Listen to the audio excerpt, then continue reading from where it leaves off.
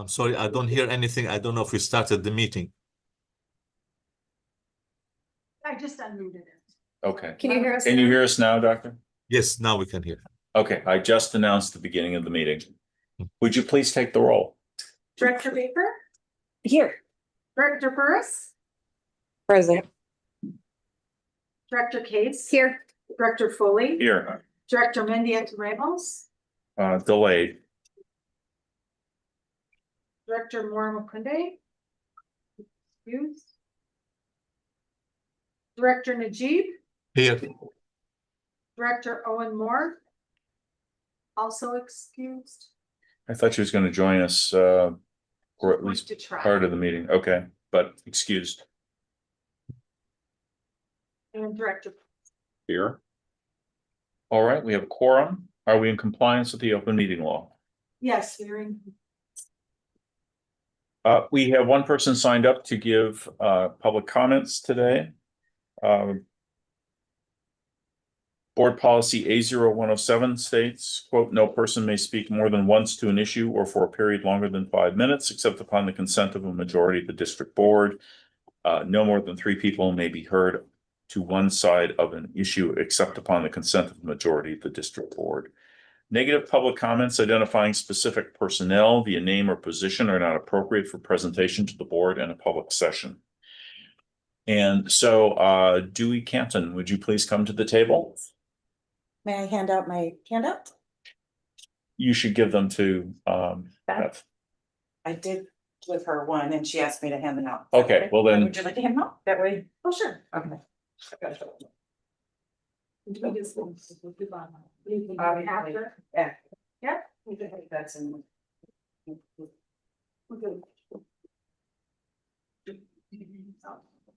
It's kind of nice to have. Thank you. Yeah. welcome. Welcome. And my apologies to those online that you don't have the text in front of you, but we'll make sure that you do get it. Good afternoon, Chairman Foley, board members, and administration.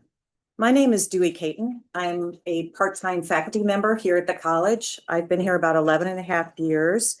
I've taught in both the mathematics department and community education, and I previously served as the vice president of part-time faculty.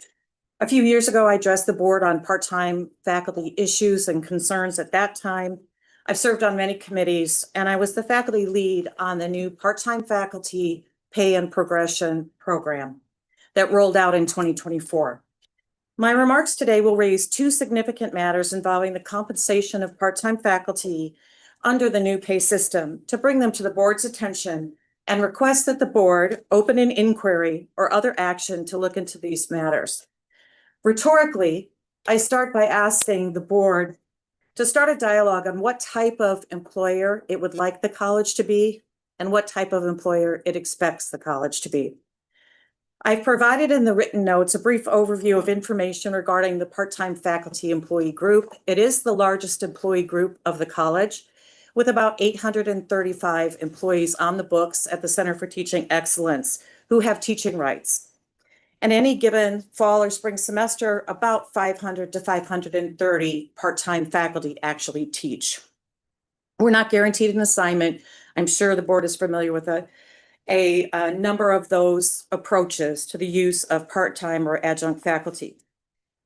The part-time faculty employee group historically has had the largest, and in my personal opinion, unsustainable rate of turnover at the college of any employee group. Some 60 part-time faculty are typically laid off in the fall for not complying with FQAS requirements. Since August of this year, 141 part-time faculty have been hired by the college. And these are almost all replacement positions rather than expansion positions. Those numbers are in front of the board today in the HR report. The legacy part-time faculty payment system was admittedly complex. After years of collaborative decision-making, new part-time faculty progression and pay system, as I mentioned, rolled out in August. Over 200 existing, I believe it's over 200, but it might be a little more, a little less, existing part-time faculty chose to move into the new pay system. So by many measures, it could be used as a success. The college wanted part-time faculty to move into the new pay system and wanted a system that was fair, competitive in the marketplace, and provided progression for part-time faculty in different positions, if you will, with the college. Of the total of 525 part-time faculty that taught this spring, more than half are in the new pay system.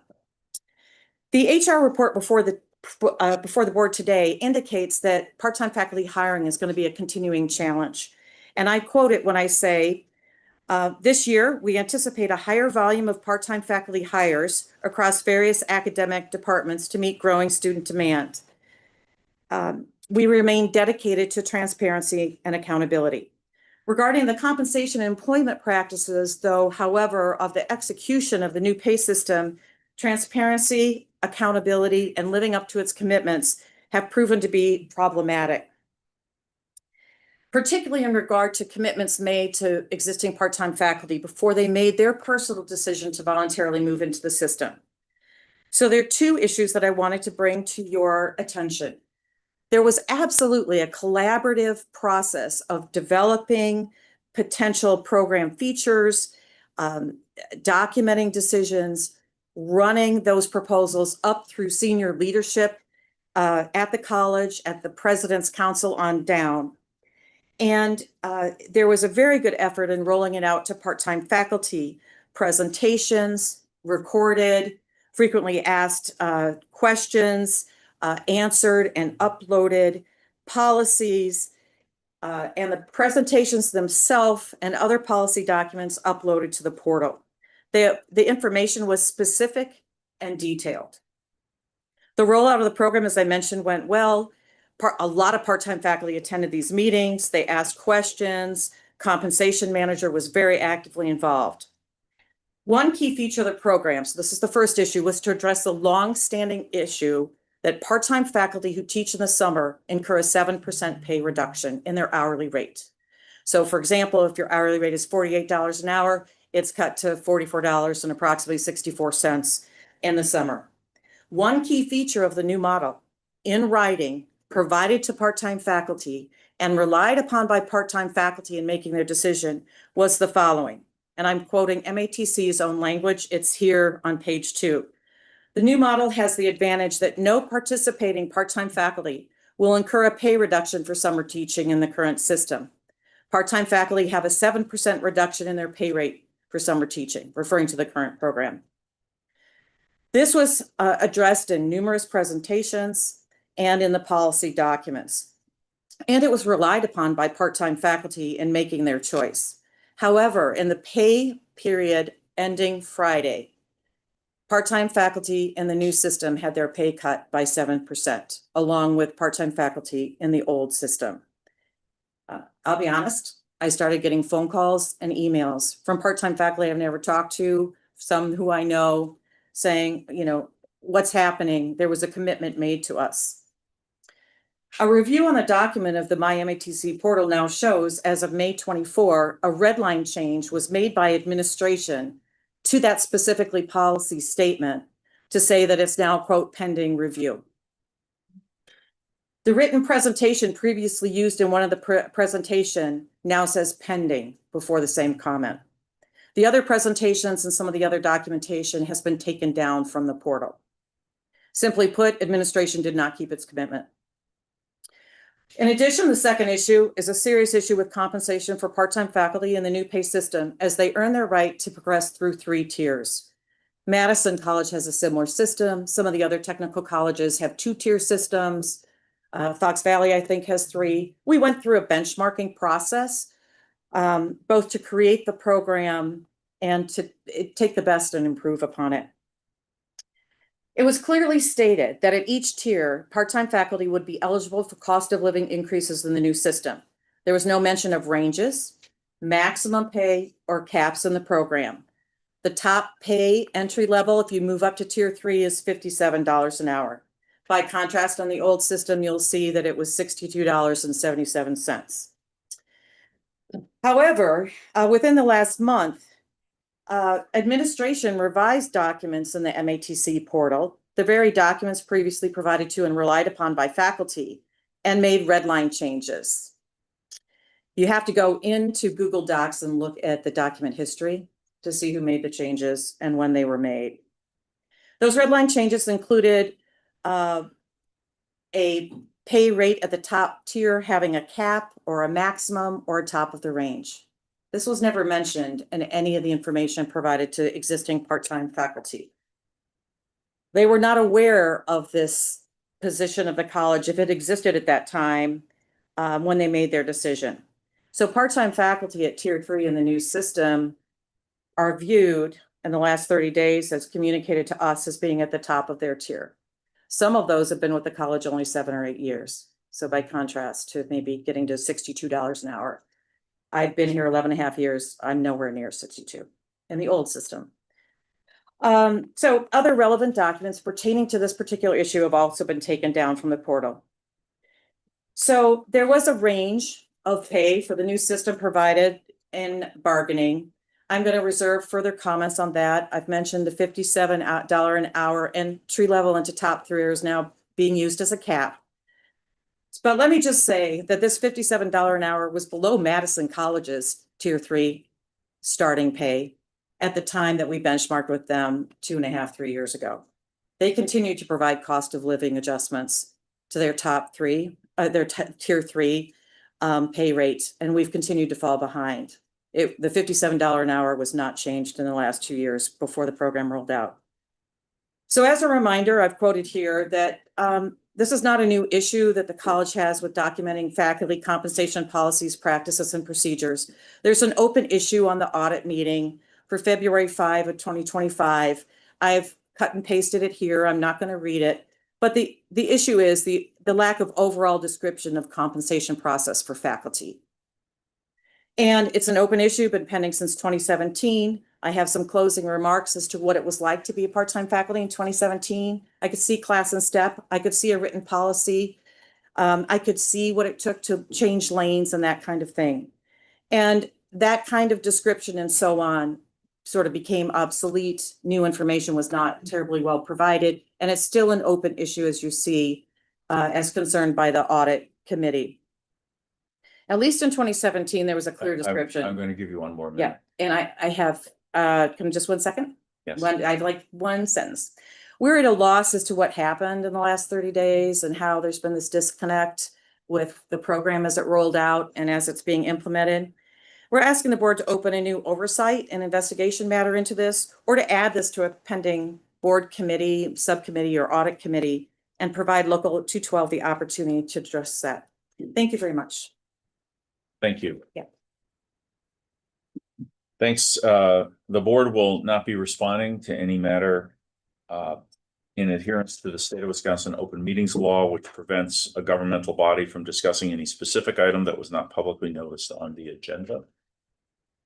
So we will continue forward with the agenda. Next is item 3, approval of the minutes for both the regular board meeting, May 27th, 2025, and also the public hearing on the budget for June 17, 2025. Is there a motion to approve them both? So moved. Thank you, Director Case. Is there a second? Second.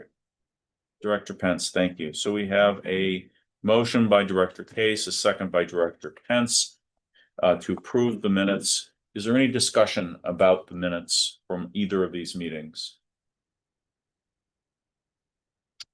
Seeing none, we have a motion and a second by Directors Case and Pence respectively. Would all those in favor of approving the minutes indicate that by saying aye? Aye. Any opposed? Mr. Chair, would you mark me as an abstention? Since you grouped them together, I was not at the second meeting. I can't vote for it. Okay.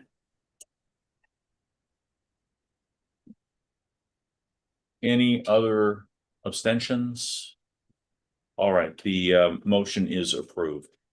Next is approval of the consent agenda items. I'd like to use the procedure we've been using for most of the last year to get a motion to and a second to approve them all, and see if there's anyone who wishes to pull a particular item out from the consent agenda items. So first, is there a motion to approve all of the consent agenda items? I'll move approval of the consent agenda items. Thank you, Director Baker. Is there a second?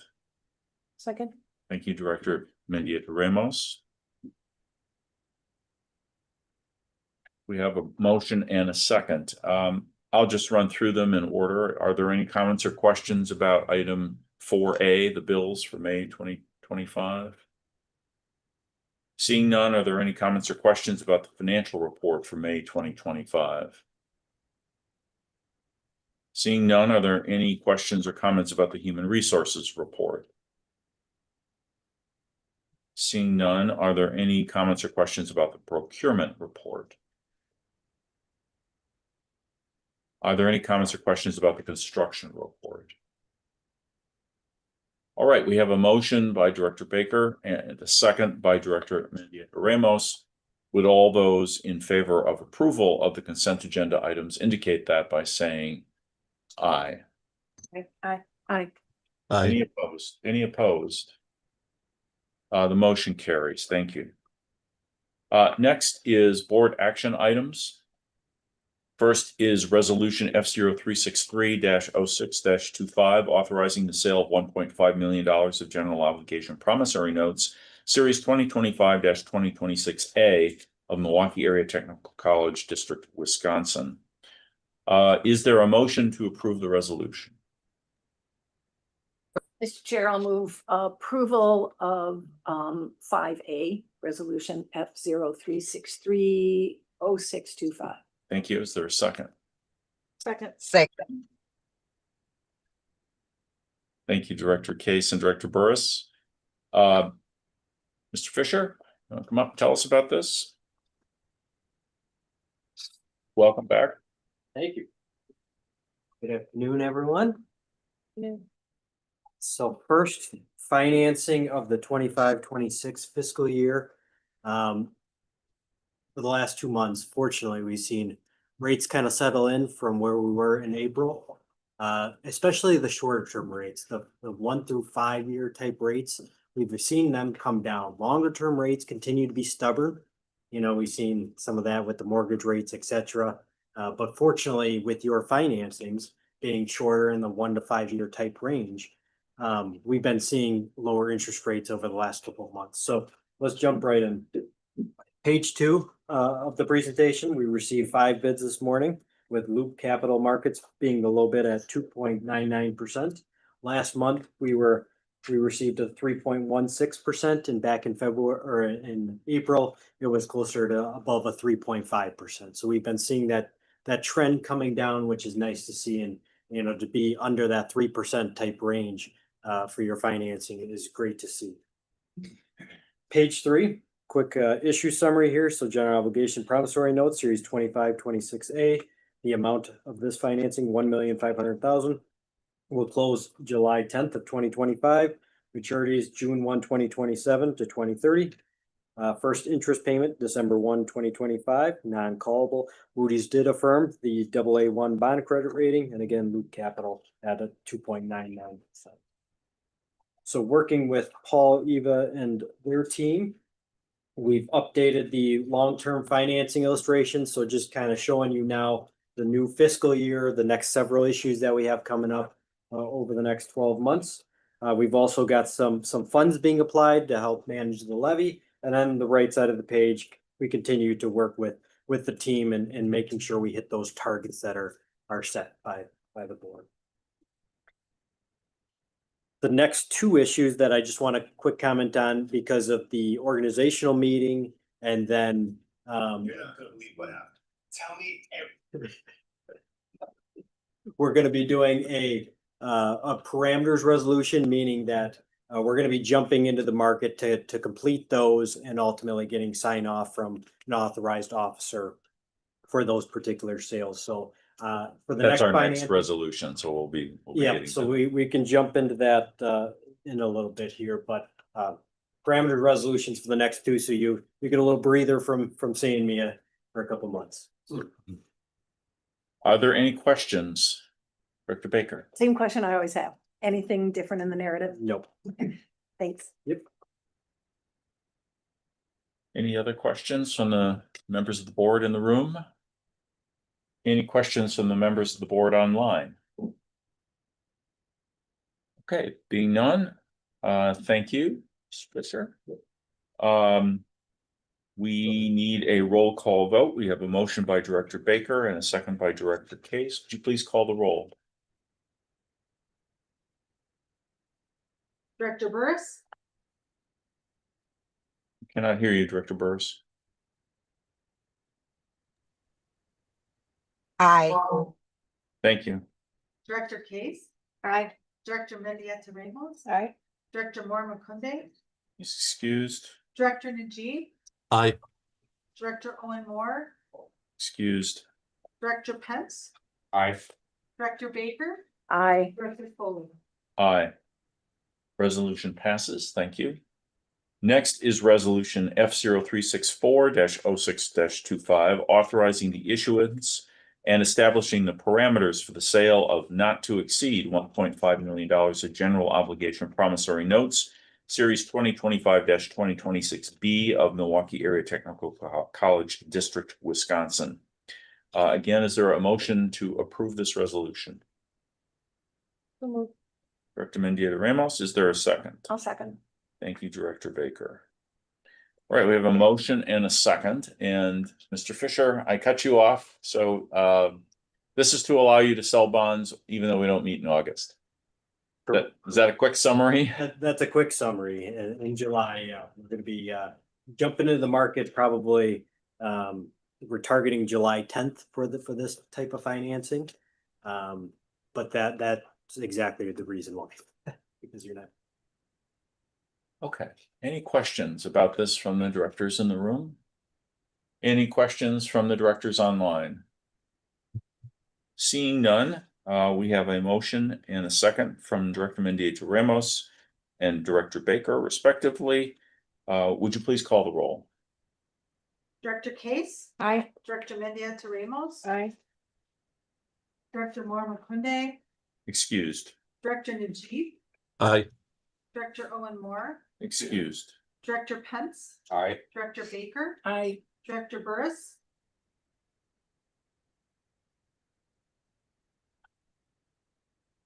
Looks like she might have dropped off. Yeah. Director Burris, are you there? She may have dropped off. I do Yeah. know she's in a rather, she had texted me, she's in a rather inconvenient location at the Okay. moment. Let's finish the roll call. Director Foley. Aye. 5, 6. Okay, we have 6 votes for. The resolution passes. Next is item C, resolution F0365-06-25, authorizing the issuance of $27.5 million of general obligation promissory notes, series 2025-2026C of Milwaukee Area Technical College, Wisconsin. Let's see. Mr. Zink, do you have something to say about this? Did you like a motion? Do you want a motion? I'd like a motion. Thank you. Yeah, Make that motion. thank you. We're so helpful. Yes. All right, so we have a motion and a second. Paul, why don't you tell us where this number comes from and Yes, sir. whatever else? Thank you, Mr. Chair. Good afternoon, directors and President Cruz and all in attendance. So this amount includes really what would normally be 2 separate issues, and you'll see that in the resolution. This includes our annual $26 million issue for the capital equipment purchases, which we talked about, I think, at our last month meeting. And then it also includes the additional 1.5 million that we see each month. And so this resolution looks a little bit different from what you see most other months because of that amount that is inclusive of those 2 issues. And just also wanted to note and maybe ask if Mr. Fisher could answer questions related to the method of sale for this particular issue. We normally, with the other issues you just approved, do a competitive, what's called a competitive sale of the bonds. So that is a sale that Baird helps us with marketing to an underwriter. And so those go out to an underwriter. It could be anybody nationally who puts a bid in to be the underwriter for those bonds. Baird still acts in the capacity of the municipal advisor, so we pay a fee to both Baird and to the underwriter. what we're recommending for this larger purchase is that Baird act as the underwriter and do what's called a negotiated sale. And they have done this for us in the past, particularly with these larger sales. The negotiated sale has some number of benefits. One of the benefits is we do not have the municipal advisory fee. We just have the underwriter fee. So it's a little bit better in that regard. We also have more freedom and flexibility to discuss with Mr. Fisher and with the folks at Baird, the timing of the issue, to be able to take advantage of market conditions a little bit more so than we can during the process of the competitive sale. And lastly, and I think most importantly, as Mr. Fisher talked with Eva and staff and I about this, Baird will be able to negotiate the sale with a number of investing firms or financial institutions, and most importantly, some that are local. So we'll be able to get local participation in financing of the technical college debt and have that involvement from our local community of investment firms and financial firms. I personally thought that was a good benefit. It saves us money a little bit on the fee side of the house. Otherwise, the parameters of the sale related to total interest costs pretty much would be very similar, and no reason to think there's any other change. And I'll just ask the expert to fill in anything I missed with that. No, you summarized it well, and Paul mentioned the two main things that are important and why the majority of municipal issuers in the marketplace go through the negotiated type process, and especially in today's world where interest rates are volatile and no one wants to be jumping into a market with a larger financing in a bad market day. Because with the competitive sale, you kind of set the day, and there's been questions about that. What if it is a April type day where rates shoot up and we don't get great bids? And when we're talking about the smaller financings, that doesn't have as big of an impact. But if we were to do that with a larger type financing, that would have potentially a larger impact. So, being able to evaluate the market, be nimble with it, talk to potential buyers, and get feedback going into the sale. And if the market doesn't look great, or there's $1 billion in supply that day, we push it to the next day, and we continue to be nimble with that. The other big point is the ability to include local participation. You look at Associated Bank, Northwestern Mutual Wealth, First Business Bank, Nicolay, Johnson. They're all big participants in the municipal bond world. And when we work with other tech colleges in the system, they're pretty active in looking and buying their municipal bonds when we go out for sale for those. So they've definitely been interested in MATC, and I'm excited for hopefully some participation, because again, it's a competitive process. I mean, they have to be the low bid, but it's giving them the opportunity to be that bid. Questions, Director? Are the, is it a lump sum, or is it split between, will you, Baird, be splitting this between providers? It could be 20 different buyers between the different maturities, and they may not take the entire maturity. There could be, say, Associated Bank wants a maturity, and then Northwestern comes in and buys another maturity, or they could take half, and then another investor could buy the other portion of it. And then depending on the amount of orders, you ultimately can take a look at that and lower the rates if there's a great demand for that maturity, which is a nice feature, and vice versa. If there is not demand because the rate is too low or for whatever reason, then you need to increase it, say 0.05% or something like that, until you get someone to jump. So it is a very dynamic pricing process to ensure that you're ultimately, when it's all said and done, at the lowest rates for each maturity. Is Baird then holding the rate on the full amount? If you're still, even if you're still negotiating a smaller deal? Once the order period is done, it's fixed. It's fixed. And so everyone that's purchased those bonds, they're going to be the ones that take possession of it at the closing. And last question, any further risk than what we're doing now? No. Okay. Thanks. Any other questions in the room? Any questions from the directors online? No. I just want to say thank you for continuing to look for ways to do this process better and better rates and better outcomes and better participation. I've been on the board 10 years and I'm not sure we've changed anything else in that time period. I don't remember it if we did, so thank you for paying attention to all of that. I want to question why this does not require a roll call vote. Okay, it does require a roll call vote. So we have a motion by Director Baker and a second by Director Case. Would you please call the roll? Director Linnea Ramos. Aye. Director Mormakunde. Excused. Director Najib. Aye. Director Owen Moore. Excused. Director Pence. I and great collaboration, thank you. Director Baker. Aye. Director Burris. Director Foley. Aye. Director Case. Aye. All right, we have 6 votes. The resolution passes. Thank you, everyone. Thank you. Paul, you're gonna take up permanent residence at that end of the table for a while? That is your liking, Mr. Chair. Next is resolution 50366-06-25 to approve fiscal year 2025-2026 renovation/remodeling capital projects. Is there a motion to approve the resolution? So move. Is there a second?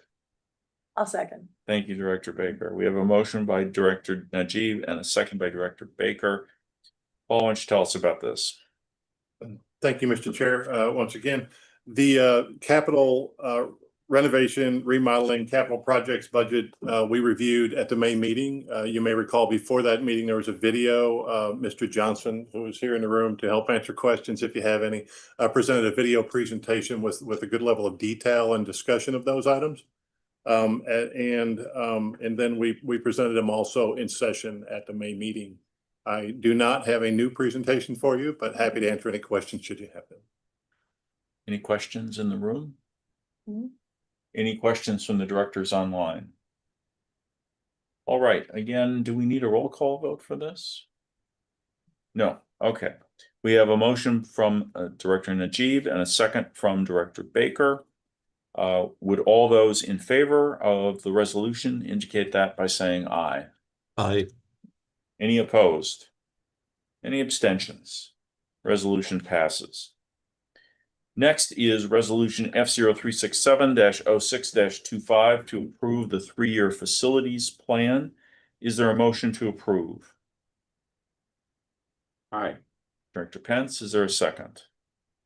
Second. Director Case, thank you. We have a motion from Director Pence, a second from Director Case. Are there any questions about item E, the resolution to approve the 3-year facilities plan? Director Baker. It's a simple, it's more of a process question because I got a chance to look at the document online. Do we usually see this before the meeting where we approve it? And did I miss that? Well, it's been given to us in a couple of forms. So for example, the draft budget and activity booklet Totally. had the information in it. Right. Paul, I think there was another time. We also presented, I think, the schedule at the last meeting, but in addition to that, at the end of the video that was provided by Mr. Right. Johnson, he presented as the very last item on that video, the 3-year plan Okay. was also shown on that Okay. video. I did watch the video. And we also discussed it briefly in the budget hearing, the public hearing on the budget, though I did not cover it with a great deal of detail at that. Which I missed, so I apologize. Okay, my bad. Okay. Thanks. Any other questions in the room? And I might also just note, Mr. Chair, that there have been no changes to the schedule since it was initially presented. So on both of these items, what you're seeing tonight is essentially what we presented the very first time you saw it. Any other questions from the directors online? There being none, we have a motion from Director Pence and a second from Director Case for item number 5E. Would all those in favor of the motion indicate that by saying aye? Aye. Aye. Any opposed? Motion passes. Next is 5F. Resolution F0368-06-25 to establish reserves for fiscal year 2025-2026. Is there a motion to approve? I'll move approval. Thank you, Director Baker. Is there a second? Second. Director Case, thank you. Any questions or comments about item 5F in the room? Director Pence? Can you just briefly explain the reserves for capital projects? Is that when a bid goes over during a build? Or how is that? Is that what this reserve is for? Be happy to address it, and I'll ask Miss Keither to maybe help if I miss a piece of reminding you that I'm still new. The reserve for capital projects that you see is the amount that currently exists in the capitals fund. It is not a contingency in the way that you suggested with your question. Okay. It is really unspent funds that carry forward from previous years. In some cases, these funds have not yet been encumbered. In other words, we are not yet under contract. For example, we've had some projects from fiscal year 25, which is just ending, that perhaps we have not moved forward with in contracting with a firm to conduct the capital projects. In other cases, we have moved forward with the projects, and so we've encumbered the funds, but we have not yet spent the funds because projects are ongoing. And so this amount includes any unspent amounts that are still existing in our capital funds from previous allocations for both capital improvements and also capital equipment purchases. Director Baker? No? No, I didn't, as long as you call it a meeting. I mean, what the heck? And as any contingency fund, if we had something that came up, there was more of an emergency or a unpredicted expense in construction, we could, as a board, discuss using money out of the contingency for it, or is it all money that's encumbered for projects? This is all money that was encumbered, not encumbered, but designated, I should say, for specific projects. Okay. However, our policies do allow that we could change the purpose of some of those by Okay. notifying the board. So what we would do in that case, for example, if a project's been delayed and is now costing, a more, or there's unknown conditions that cost more than we anticipated, we would suggest reallocating funds from some other project perhaps to cover that. Cool. Director Pence, did you have another question? No. Okay, I thought I cut you off. So. I did. Any questions from the directors online? No. Any other questions from the directors in the room? All right, we have a motion from Director Baker with a second from Director Case for resolution 5F. Would all those in favor of the resolution please indicate that by saying aye? Aye. Aye. Any opposed? Any abstentions? Seeing none, the resolution passes. Next is resolution 5G. Resolution 50369-06-25 to authorize contingency payment of bills and awarding of contracts. Is there a motion to approve? So Thank you, Director Mendieta Ramos. Is there a second? Aye. Thank you, Director Pence. All right, we have a motion and a second. Any questions? Paul, why don't you give us just a quick summary about what this one is for? Yes, sir. Thank you, Mr. Chair. This resolution essentially is put in front of you because you do not have a meeting in July where you would normally approve the items that are listed in this contingency payment of bills and awarding of contracts. So while you are not having a regular business meeting in the next month, that allows us to continue to pay the bills, to conduct procurement operations, sign contract with your ratification at a later meeting. Thank you. Any questions about this resolution from Director Najib? Yes, no. Any questions from the directors in the room? All right, we have a motion from Director Mendieta Ramos, a second from Director Pence. Would all those in favor of item 5G indicate that by saying aye? Aye. Aye. Any opposed? Any abstentions? The resolution passes. Next is item 5H, resolution 50370-06-25 to approve insurance coverages through Districts Mutual Insurance and the Wisconsin Technical College Insurance Trust. Is there a motion to approve? So move. Thank you, Dr. Najib. Is there a second? Second. Thank you, Director Mendieta Ramos. Again, let's see, can you give us, or Shira Webb, General Counsel is. There she is. Virtual Okay. and can speak to this topic. Sherry, would you give us a quick summary about this? Absolutely, Mr. Chair. This is our annual approval to renew our insurance coverages. As you all know, we are insured through District Mutual and the Wisconsin Technical College Insurance Trust.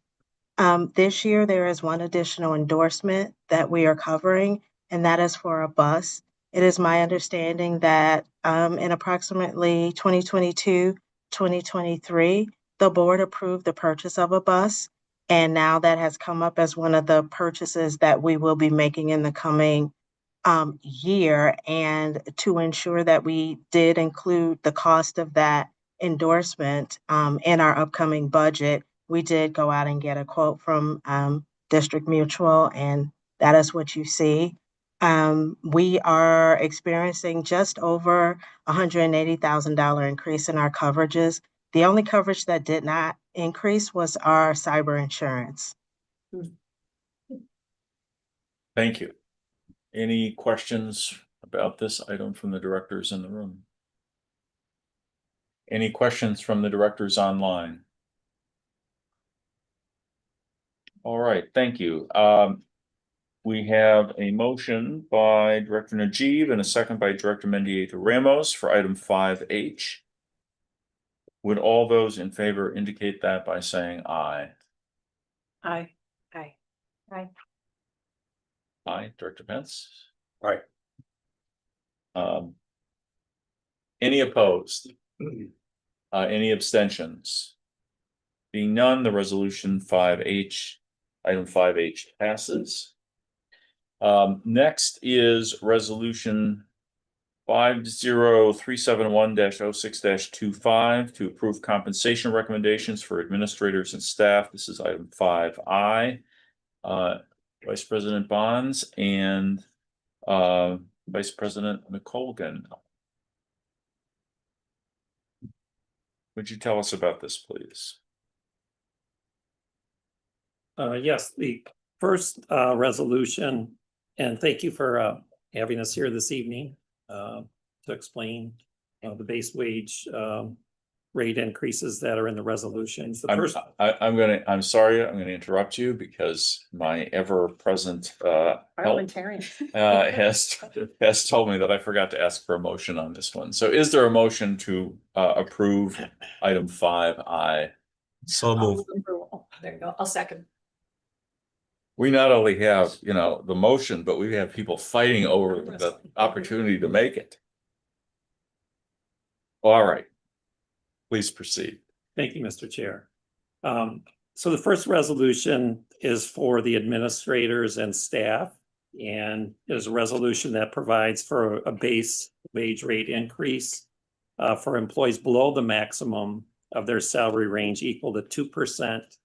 Effective July 6th of this year, and an additional 0.95% on January 4th of 2026. And employees would have had to have started with the college on or prior to June 30th of 25. And to get the second increase in January, they would have to be obviously employed in January 26.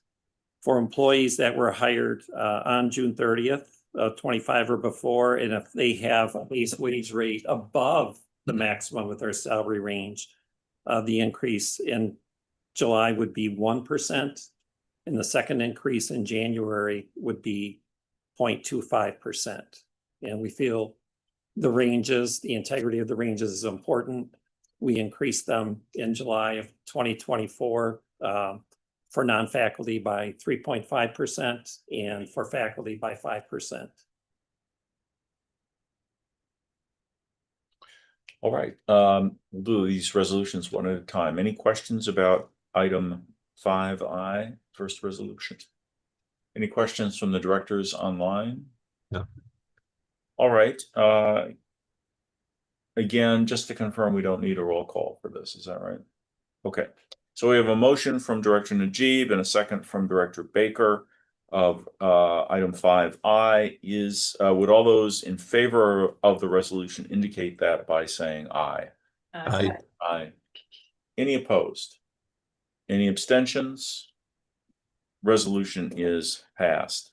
Next is resolution 50372-06-25 to approve compensation recommendations for employees covered by collective bargaining agreements. Is there a motion to approve? So moved. Director Case, thank you. Second. Director Baker, second. I don't know which of you is going to do this, but can you give us a Can quick? give you a little summary, yeah. Yeah, So we engaged in base wages bargaining with Local 212 and the 4 bargaining units. We started on May the 7th and we reached a tentative agreement yesterday. We had 6 sessions, which were each 2 hours apiece. And there were several exchanges of proposals by both sides, a lot of bargaining back and forth. And we landed on a tentative agreement yesterday. So under Wisconsin statutes, base wages is limited to just that, base wages. It doesn't include salary ranges, step increases, or automatic pay progressions. And under Act 10, we're obligated to bargain, but we're limited by the Consumer Price Index. And what the Wisconsin Employment Relations Commission does is they set a ceiling on what's legally the maximum. And they do a 6-month look back from the start of the new contract, which will be July 1st of 2025. And they look at the CPI 6 months prior. So in January this year was at 2.95%. So with that in mind, we landed in a similar place, in terms of 2% increase for faculty and non-faculty. For non-faculty, it would be effective July 6th. For faculty, it would be effective with the start of the fall semester in August. And this is for those that have a base wage rate below the maximum of their current salary range. And then for the same group, they would be eligible for an additional 0.95% increase. Non-faculty on January 4th of 26. For faculty would be effective with the start of the semester in January of 2026.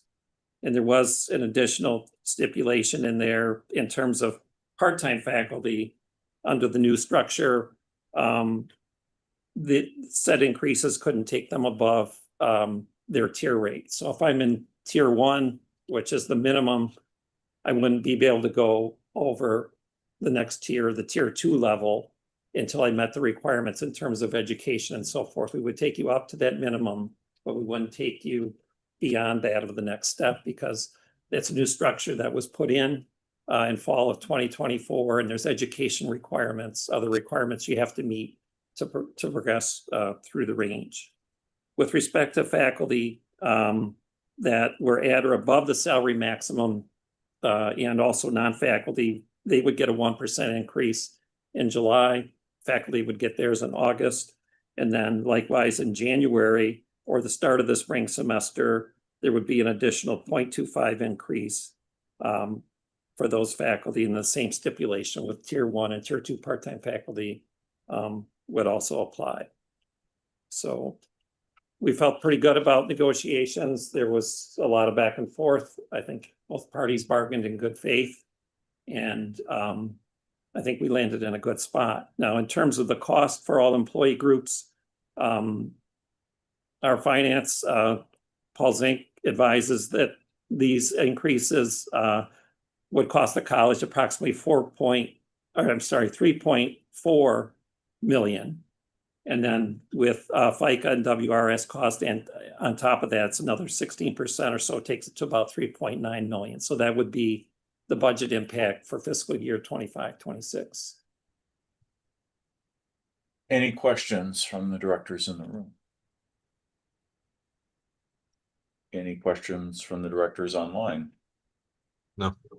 Any, there being none? Just make a comment. Sure. Thank you very much for reaching a negotiated settlement. 2 years in a row. Yeah, well done. And doing it earlier. Yeah.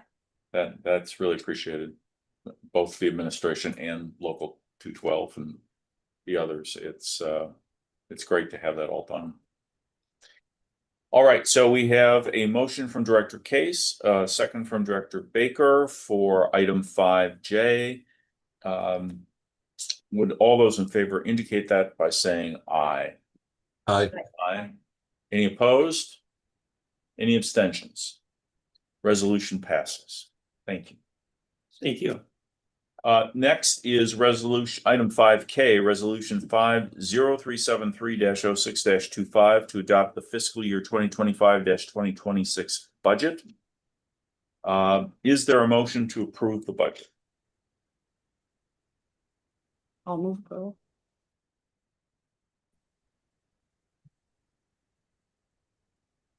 Is there a second? Second. Thank you, Dr. Najib. All right, we have a motion and a second. Mr. Zink, welcome back. Thank you, sir. Seems like it's been a long time, but not really. What do you have to add to the discussion? I'm looking forward to taking July off, sitting at the table here. We, as you'll recall, at your April 22nd meeting, we did the draft of the operating funds budget and covered that with a good level of detail and a lengthy presentation for you. On the 27th of May, we talked about the activity plan and budget book, and you should all have been provided copies of this. This also has become a public document, or will become a public document following your hopeful approval here in a couple of minutes. The budget that was presented in April is essentially the same as the budget that's presented in the book. You'll recall also at the 27th of May meeting, you approved scheduling a public hearing for the budget. That's statutory requirement. And we published notice as required. We had that, as you approved the minutes of that meeting earlier, we had that presentation public hearing on the 17th. The budget that is in the book for your approval tonight is the same budget that was presented at the public hearing. We received no comments or changes or issues to make us change the budget following that time. I will just remind you, as we did at the public hearing, and I believe even earlier than that, we will come back to you at a later date, probably in October or so, with amendments to the budget. Those amendments will include any changes that occur because of the legislative process ongoing in Madison at the moment. And also as we have more certain insight into what the tax situation is and what our tax levy will look like for next year, we have an estimate in the budget. So that's what I had to provide for you tonight. No additional presentation, but happy to answer any questions you have. Any questions from the directors in the room? Any questions from the directors online? No. All right, we have a motion from Director Baker and a second from Dr. Najib. This is a roll call vote. Would you please call the roll? Director Minya Tarim. Aye. Director Moramakunde. Excused. He is trying to log out, so just go watch for him. Okay, Director Najib. Aye. Director Owen Moore. excused. Director Pence. Aye. Director Baker. Aye. Director Burris. Director Case. Aye. Director Foley. We have 6 affirmative votes, so the resolution passes. Do we have? You have to say it. Aye or You nay. can say. Oh, aye, I'm sorry. I checked my name off here. He said aye in his head. Yes. Did Director Moore join us or not? Yeah. Okay, well, we have 6 affirmative votes, which is the 2/3 majority required, so the budget is approved. Thank you, Director. Next is item 6A, policy approval, policy A0104-6, duties of officers of MATC District Board. And is General Counsel Sherry Terrell Webb on? Yes. There she is, okay. Thank you. Chair Foley, the board has before it the updated A0104-6 with regard to board officer position responsibilities. The changes you have in front of you are the changes from May's board meeting and the compilation of other changes that have been made since we started reviewing this I believe in March. Mr. Chair, Director Baker. I'd like to make an amendment to the motion on the floor. I'm not sure that's necessary because I think the changes that you requested have been put into this document today. Is that correct? Yes, Or- those changes were put into the document, and I believe each board member has them in front of them. And that's what is now online. Yes. So it was done that way. Oh, okay. Okay. So let's just make sure that the changes you were looking for are actually in the document here. I believe so. What Yes. were they? So, it was, off of the discussion in May. It was in the secretary, we changed a couple of pieces and that was in here. And then in the treasurer, we had changed a couple of pieces. And then what first got presented to us was in kind of a different read that still had, so the secretary has certain responsibilities that that person delegates because they are board responsibilities, like our agendas and our appointments. The treasurer has responsibilities for liaising with the college on financial matters and the overall sort of responsibility, but doesn't delegate. Those financial responsibilities are the president's to delegate to staff, not the treasurer's to delegate to the staff, because their college finance is not strictly the board's finances, like the board's meetings. So it was clarifying that, so that, so it was delegates the day-to-day college financial operations to the president or the president's designee, rather than the treasurer delegating those responsibilities. It was kind of a language thing, but it was making sure we did not step on the president's responsibilities to run the college. I like that. Yeah. Anyone else care to weigh in on whether stepping on the, Trying to think of a That they great are word. It's bad. gonna seem- I'll hide my toes. Yeah. All right, any other questions or comments about policy A0104-6 from the directors in the room? Anything from the directors online? No. Director Moore or McClindy, you are with us now. Do you have any questions about this? I do not. Which item are we on, Mr. Chair? It is item 6A. Okay, thank you. All right, thank you. So we have a motion by Director, I'm sorry. Yeah, that's right. I didn't write down who made the motion. We We haven't didn't had a have one. motion. Sorry, the parliamentarian was busy looking in her. Yeah. Yes. When I said, do we need a motion, she thought I meant her second motion. Yeah. Is there a motion to approve item 6A? Oh, gosh, sure. I'll make that. motion. Director Baker, I'll second. Director Case, great, all right. I think we've already established there's no further discussion, so would those in favor of adopting the policy as presented indicate that by saying aye. Aye. Aye. Any opposed? Any abstentions? There being none, the policy is approved. Thank you very much, Counselor. Thank you. And let's move on to reports. Let's see. Get organized here.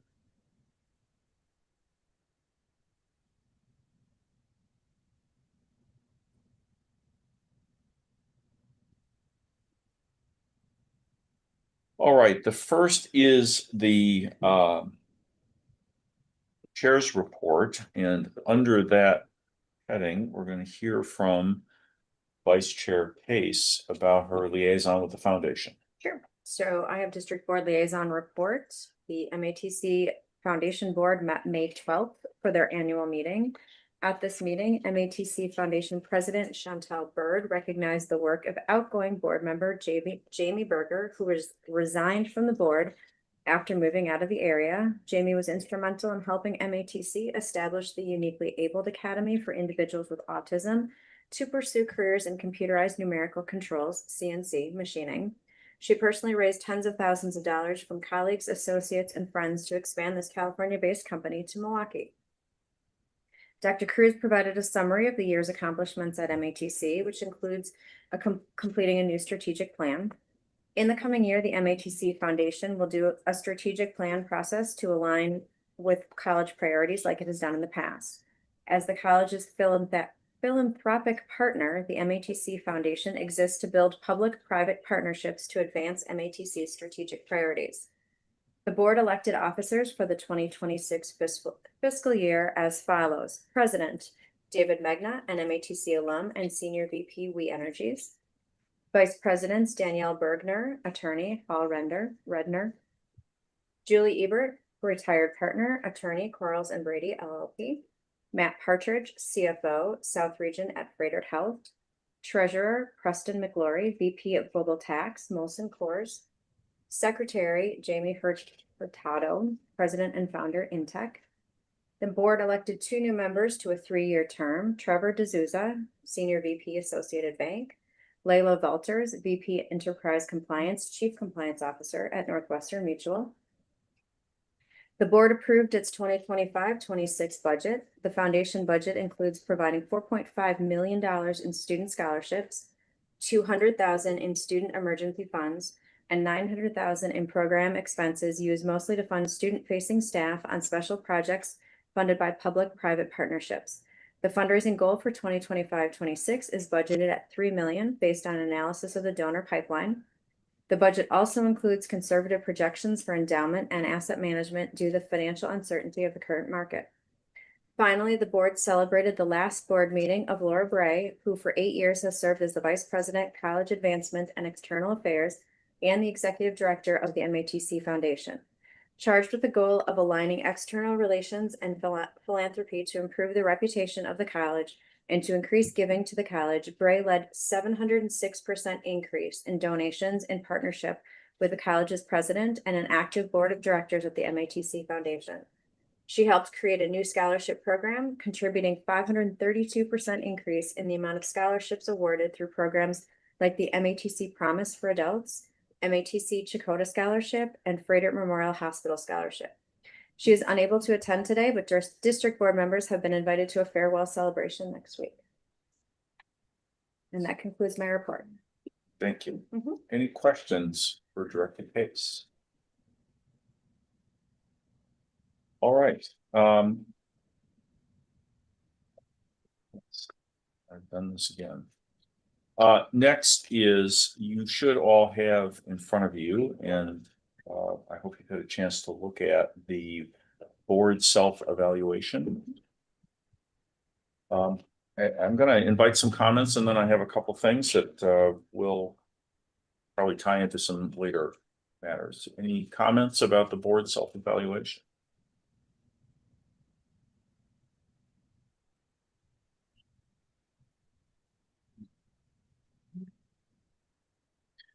Well, while you're contemplating that, I'm going to point out a couple of things that I think should have some influence on what the board does in this upcoming year. Based on the comments that are here. So I'm looking primarily at the items where there was a disagree or strongly disagree registered. And the first of those is on question 2. The district board spends sufficient time discussing the future direction of the college. One of the comments is that it would be helpful to have topics connected to the strategic objectives.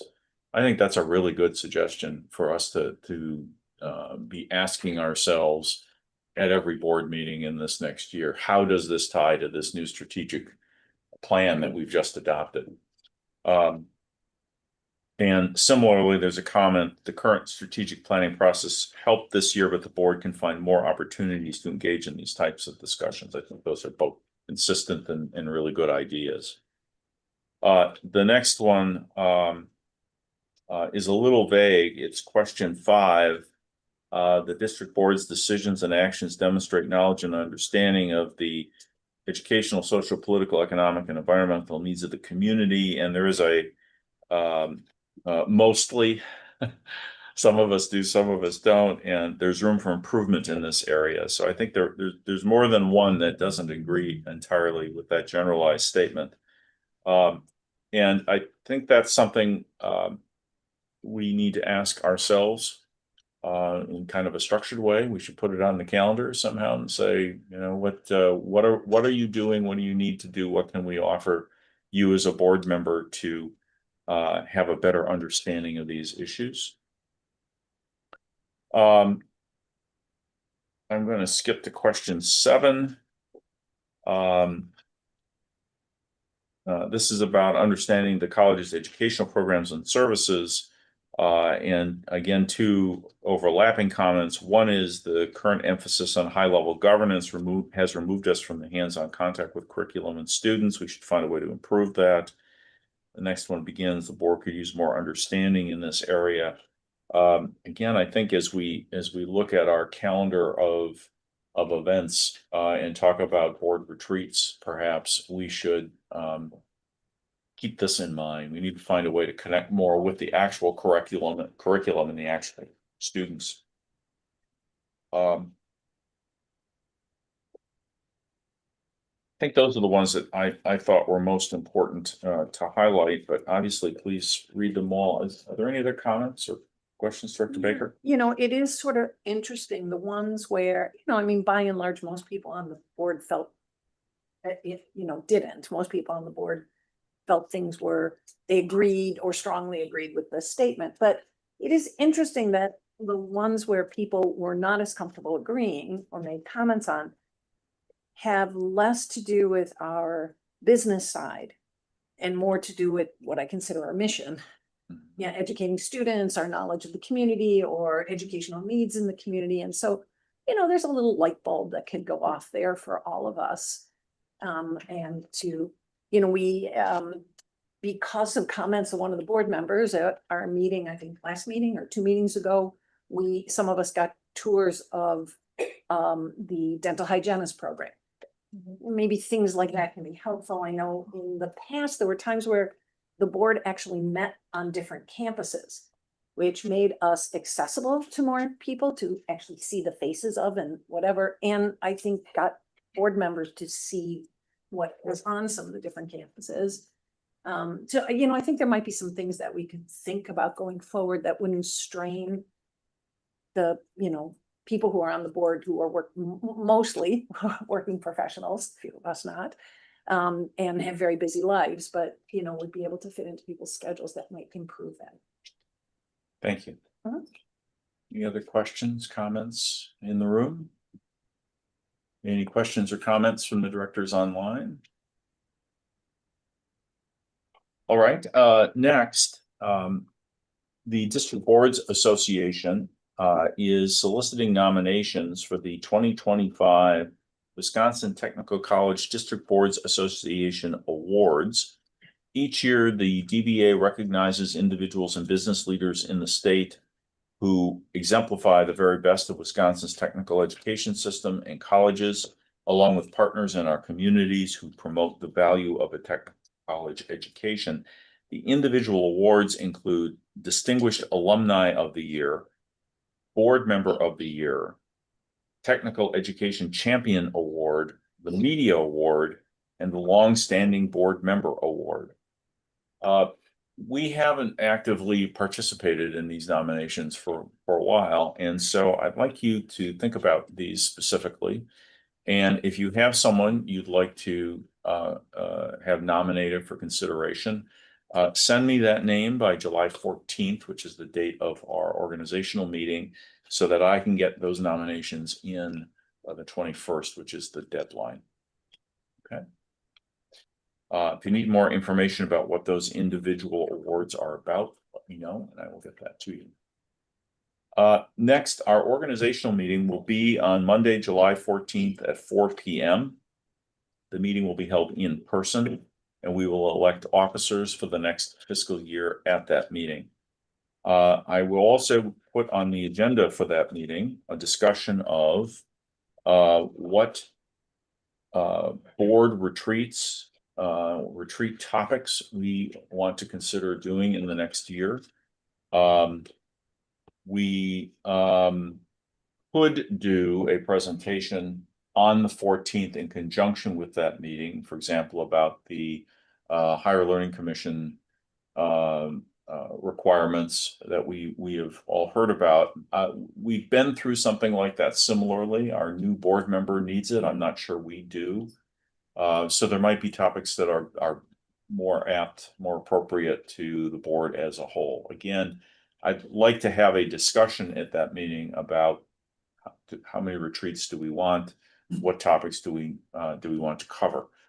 I have one proposal for you to think about, which is to make a visit to the West Dallas campus and see what new things are going on there and hear about the discussions of potential expansion of what we're doing there and concentration on the medical fields and some other things. That I don't think as a board we've been to West Dallas in 10 years. Although people have visited, right, individually, but I think that's one we should think about, and it's consistent with what Director Baker was just saying. And but now it's better to pick these topics now, I think, than to wait until the year is progressing and it's harder to get us all together in one place. Let's see, I have one more thing on the president's report. Is Director Burris online? No longer. Director Burris is dealing with a health issue. Okay. She may or may not be back on. Well, I'll make sure we can present this to her personally at some point. We have a resolution of appreciation for Bria Burris, which I will read. Whereas Bria Burris began her appointment to the Milwaukee Area Technical College District Board on July 1, 2022, and whereas Ms. Burris served with distinction as a board director for 3 years, and whereas during her term as board director, the college and its students greatly benefited from Ms. Burris's leadership and commitment to the district, and whereas Ms. Burris devoted herself fully to student advocacy, working tirelessly to ensure students had every resource needed for successful college careers, and whereas Ms. Burris has been an exemplary representative of the district board at numerous MAT student, employee, and community events, therefore be it resolved that the MATC District Board, on its own behalf and that of the students and employees of MATC, gratefully acknowledges, thanks, and honors Bria Burris for her dedicated service and contributions to MATC. So I'm really Very nice. I'm really sad that Director Burris could not be with us for that, but we will reach out to her, see when she will next be on campus. I think that's everything for the chair's report. Next is president's report. Thank you, Mr. Chair. Good evening or good afternoon. Yes, still good afternoon. Board members, faculty, staff, and students. Just want to give you an overview of a few things that have happened since the last time that we met. I had the pleasure of attending the Hispanic Professionals of Greater Milwaukee Scholarship Reception on May 29th, where we honored an MATC student that received a scholarship, but also we honored several students from area colleges and universities, both at the undergraduate and graduate level, that received scholarships from the Hispanic Professionals of Greater Milwaukee. Great event, very good community event, and celebrating those students. On May 31st, I attended the 8th annual Oak Creek Campus Car Show, which drew about 750 attendees and featured 325 vehicles in 18 categories. This family-friendly event highlighted MATC's automotive programs, allowing prospective students to connect with faculty and our current students. The event raised over $3,000 for the MATC Drive Student Fund. MATC's automotive programs are delivered at our Oak Creek campus, Mequon campus, and also here at our downtown campus. And I got to change some tires, so that was great. So it was awesome. Got some hands-on work with our students at one of the cars there, so it was awesome. Really great event to see so many people out, and the weather was really great this year. I understand that in last couple of years, the weather, was like rainy or whatever. It was a very sunny day, mild weather, and great attendance at the Oak Creek campus. So it was great to be there. On June 17th, MATC proudly hosted a Juneteenth flag raising ceremony here at the downtown campus. Speakers Kyle Hayden and Courtney Kelly emphasized the profound symbolism of the Juneteenth flag and highlighted Milwaukee's unique longstanding Juneteenth celebrations. Flag was raised. accompanied by Lift Every Voice and Sing, and then followed by a moment of silence. Again, a great moment to really celebrate. And it was actually the day before Juneteenth, so it was great to have that here on campus. I also had the honor of walking at the MATC with the MATC delegation at Milwaukee's 54th annual Juneteenth Day Parade on June 19th, along with approximately 40 students, staff, and alumni. MATC representatives distributed fans, water bottles, while the recruitment team and our Milwaukee PBS staff had booths at the parade. Our banner and our shirt designs inspired by Juneteenth flag were distinctive and highly visible. And the community members were very enthusiastic and supportive of MATC as we walked down the streets. We had a lot of fans, a lot of people, as we did some chanting and things about MATC. A lot of the individuals along the parade route were very receptive and joined in and all of that. And there was a lot of fans coming up to us. A lot of people were very happy that we were representing MATC. So I want to special thanks to our volunteer committee and the Student Engagement and Community Impact Division for the collaborative efforts and making sure that this event was a success. Educator of the Year Award, congratulations to Veronica Arteaga, a part-time ESL instructor, who was one of the 22 recipients named Educator of the Year by the Wisconsin Association for Bilingual Education during its annual conference held in the Wisconsin Dells. The award recognizes outstanding educators in Wisconsin who are dedicated to multilingual and multicultural education. In addition, Rafael Burgos Rivera, GED instructor, was elected to serve on that in the executive board of that organization as well. So great things happening there as well. Great to see our faculty being recognized at the state level. ADA updates. This month, I want to highlight a critical initiative, our efforts to comply with new federal regulations under Title II of the Americans with Disabilities Act. The rule requires us to ensure that all our digital resources are fully accessible to everyone, including individuals with disabilities, by April 24th of 2026. All of our online content, our website, mobile apps, digital course materials, administrative systems like registration, even social media must meet specific accessibility standards which ensure usability for individuals with visual, hearing, cognitive, and other disabilities. As we make these necessary updates, you might see some changes to things like text size, color, links, PDFs, and transcripts. We know that non-compliance could lead to major penalties for the college. So this is a major project, and our teams are hard at work developing a comprehensive plan and timelines, which will be solidified as we complete our review of our current content to determine the extent in which we all need to make these updates.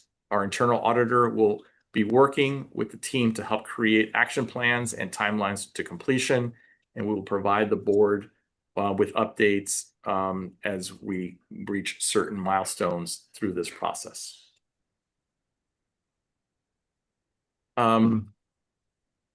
Workforce Solutions, I just want to give you some updates on two of the college's goals from this year. I think it's really great to emphasize two accomplishments that we had. So Workforce Solutions achieved a contract revenue of $1,862,000, exceeding its fiscal year goal of $1.4 million. Our sincere thanks goes to Workforce Solutions team for their outstanding efforts on surpassing the goal for this past year. Also, PBS surpassed its goal. So we're happy to report that PBS surpassed its $8 million fundraising goal for the fiscal year.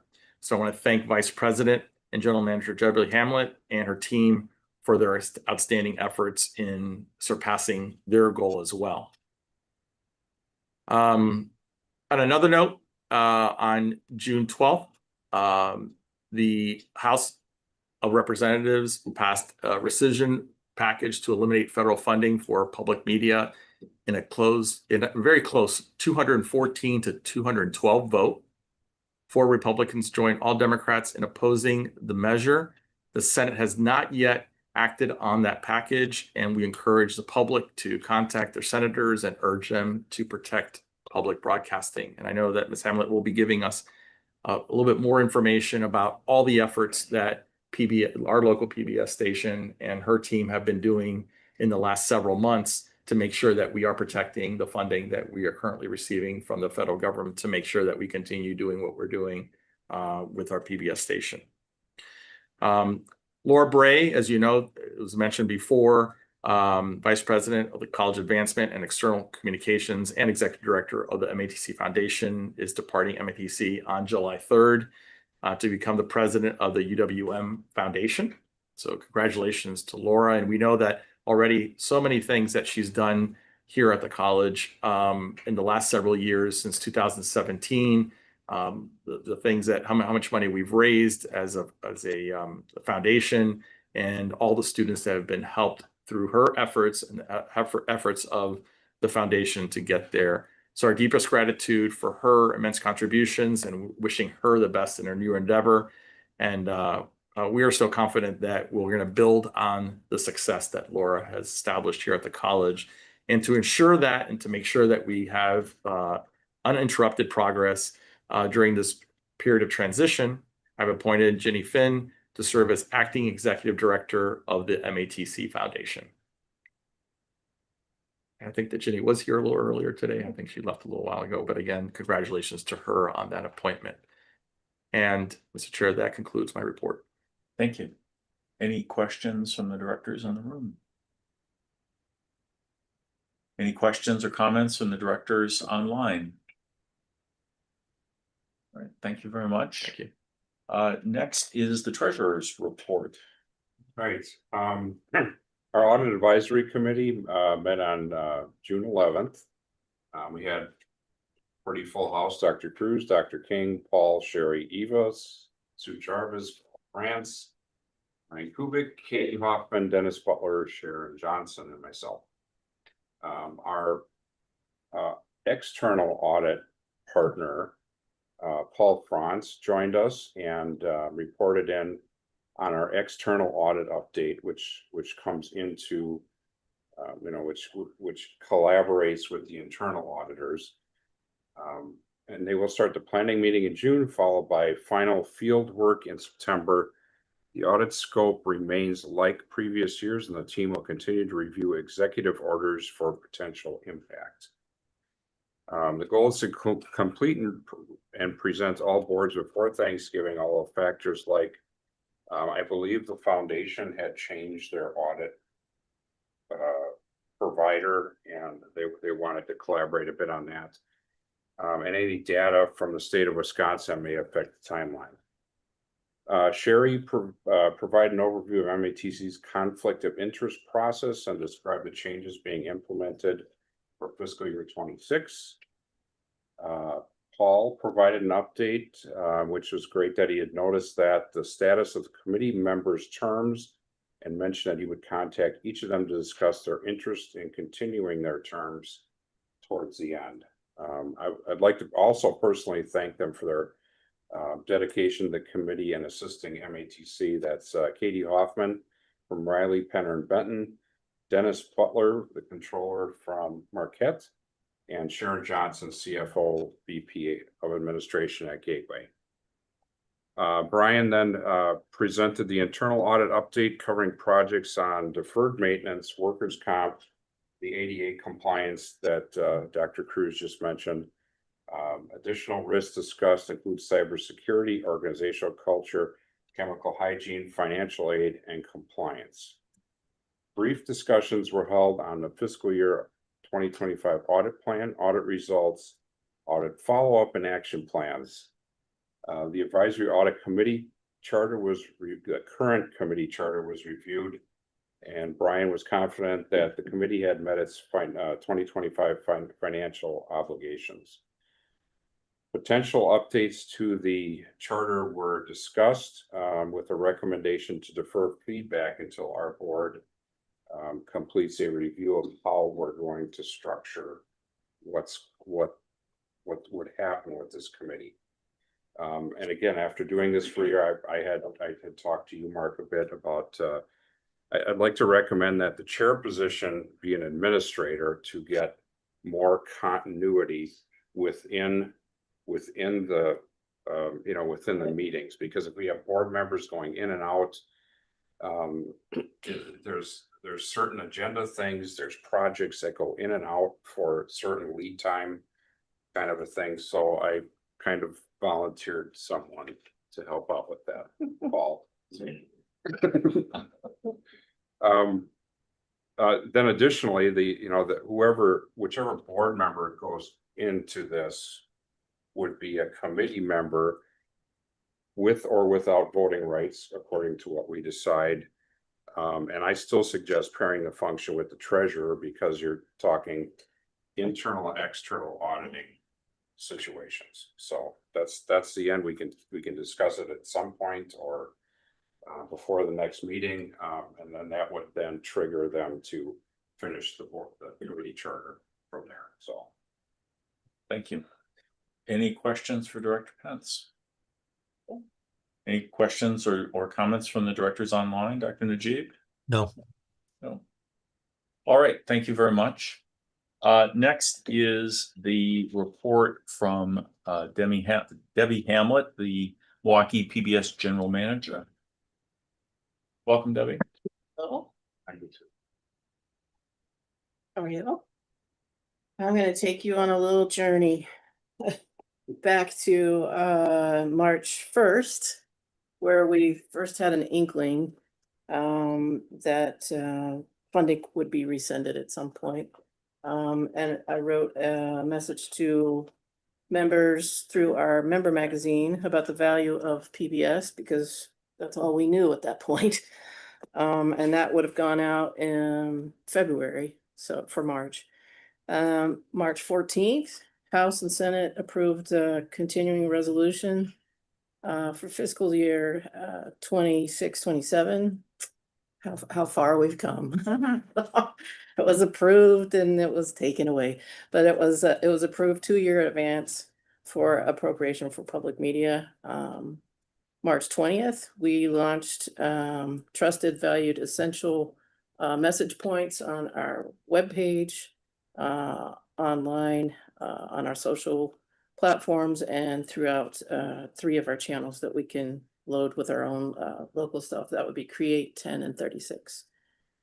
On the 26th, appearing before the DOJ committee, subcommittee hearing, or the heads of PBS and NPR, who underscored the essential role in public media's safeguarding public safety, advancing lifelong learning, and meeting the everyday needs of communities across America. In April, I followed up with another message to donors with our magazine. April 1st, we started social media Viewers Like Me campaign. So we had a lot of regular, just everyday folks who were doing this across the country, along with some of our members too, and also celebrities across the country who were recording messages. So we started those. We had 8 new spots. We started on the 23rd of April on Create, channel 10 and 36. We had 5 more of the social media Viewers Like Me spots that we could run. Then on the 28th, President Trump ordered the removal of 3 CPB board members. We started another new spot, and the Protect My Public Media campaign started to roll out towards the end of April.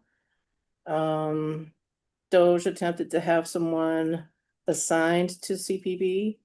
The response to DOJ from CPB's executive vice president and general counsel reiterated the organization's stance that federal law states that CPB will not be an agency of establishment of the United States government. April 30th, we launched 2 more messages and video from me. May 1st, we got an executive order from the White House which was instructing the Corporation for Public Broadcasting to cease federal funding for NPR and PBS, halting direct and indirect funding to PBS and NPR by prohibiting local stations and CPB grant recipients from using taxpayer dollars to support organizations. And in response, CPB issued a statement affirming that it's not a federal executive agency subject to the president's authority. May 2nd, the White House fiscal year 2026 budget request to Congress proposes completely defunding CPB for fiscal year 26 and it would and a pending rescission package that would claw back 1.1 billion in federal funding for public media, and that's over a 2-year span. In the same day, the Department of Education notified the Corporation for Public Broadcasting that its 2020 and 2020 to 2025 Ready to Learn grant is terminated effective immediately. And CPB then informed PBS and 44 public media stations in 28 states and the District of Columbia that received Ready to Learn grants to stop work immediately, pausing the program in rural and urban communities throughout the country. A side note, the Ready to Learn program is in its 30th year this year. So it ended in its 30th year. It had been going on for quite some time, and lots of kids programs have rolled out during that time period, including the newest ones recently that featured a leading character with autism. May 4th, we sent another email out to all of our contacts, including anybody who was signed up for the newsletter but may not be a member. This is about 113,000 people who receive these periodic, every week they receive a newsletter. And during this time span, we sent out extra newsletters. May 8th, social media launched a video with Paula Kruger. This was her third. We also had another 4 new spots.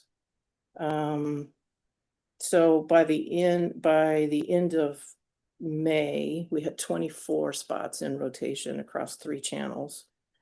We had social media going, our carousel on our webpage where we replaced the pictures that are, promoting things that are coming up. Newsletters, magazine. Honestly, there's no way you could have missed any of this stuff if you were watching us or using any of our materials. June 3rd, the White House transmitted a rescissions package to Congress that would claw back already approved funding. The time frame on this measure is they have to vote on it within 45 days. We're told it will be tomorrow. So I think it's tomorrow at 1:30. So you can look for that. I've already found it where it's bookmarked on the Senate page. So you should be able to find it pretty easily. May 8th, we had another, we had more new spots. We had another new one with new messaging, 3 other new ones that started on the 26th. Another 8 new spots started June 4th. And June 8th, U.S. District Court Judge Randolph Moss recognized the independence of the Corporation for Public Broadcasting, stating that Congress intended to preclude the president or any other official from directing, supervising, or controlling corporation, given that it was established to be private, nonprofit corporation, independent from governmental control or influence. Further recognized that under DC Nonprofit Act, the bylaws of CPB govern in this instance, and those bylaws prohibit any person or authority, including President of the United States, from removing a director without 2/3 vote of the other directors confirming such removal. June 10th, almost finished. June 10th, the House Rules committee reported out a rule on party line vote that provides for the consideration of the package to rescind previously appropriated funding for Corporation for Public Broadcasting FY 26-27. No amendments will be allowed to be made to the bill. June 12th, what Dr. Cruz had already said, that narrowly defeated. House members voted 214 to 212 to codify spending cuts proposed by the Department of Government Efficiency. And on the 13th, we launched Call Your Senator.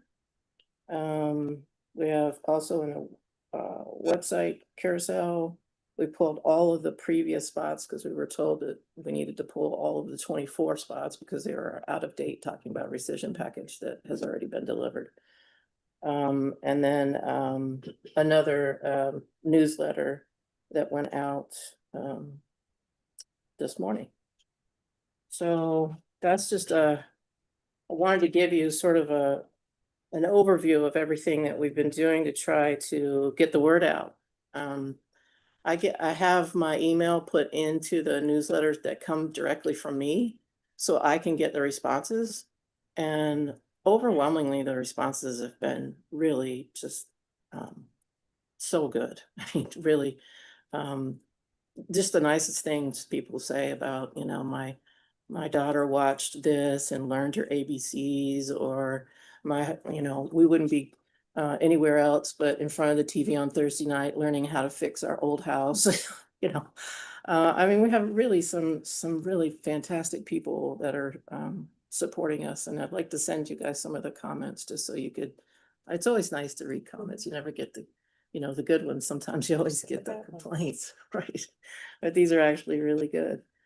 So the good news, we surpassed our $8 million fundraising goal first week of June. And I mean, I knew we could do it. I don't think that the people on the team quite figured that out in the beginning. They're like, are you sure? Yeah, we're sure. So we have another, would be like 3 weeks left in the month. So we're taking bets, of course it has to be real cash. Like I'm looking at you, mister. For you. So we're really, really proud of that. And it's the first time that we have surpassed the 40,000 donor mark. Yes, of course, the news is helping to, pump that up, but it really is, it's nice to read the really nice comments. And believe it or not, we really haven't gotten all that many other ones. I mean, yeah, we've gotten a few, but it's just been a handful. Like I can only count like 6 or 7 that I got. And I'll share those too, just so you can see both sides of that. Our CPB grant represents about roughly 19% of our budget. Just in the last week, legislators, this is last week, would have received 500,000 emails and 30,000 calls just last week, which is just incredible to me. It is definitely a hot button for a lot of people. And we're thankful for that.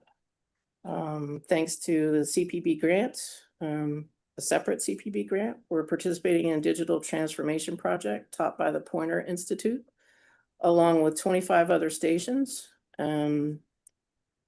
To say that it's intense is an understatement. It's a very intense program, but it is really good for the staff, and they're learning a lot, and they're talking to each other about things that they can do now that they've got a little bit different perspective about audience first.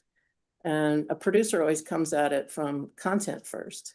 So this is really, really helping to kind of change their perspective a little bit. The program ends in December.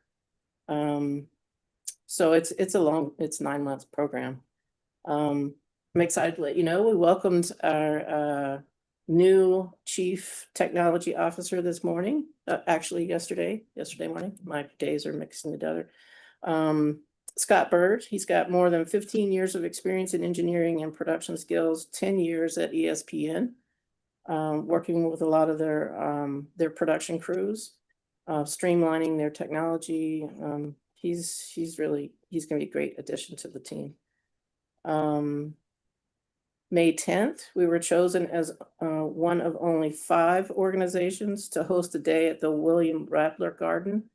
He's the founder of the Knockout Rose.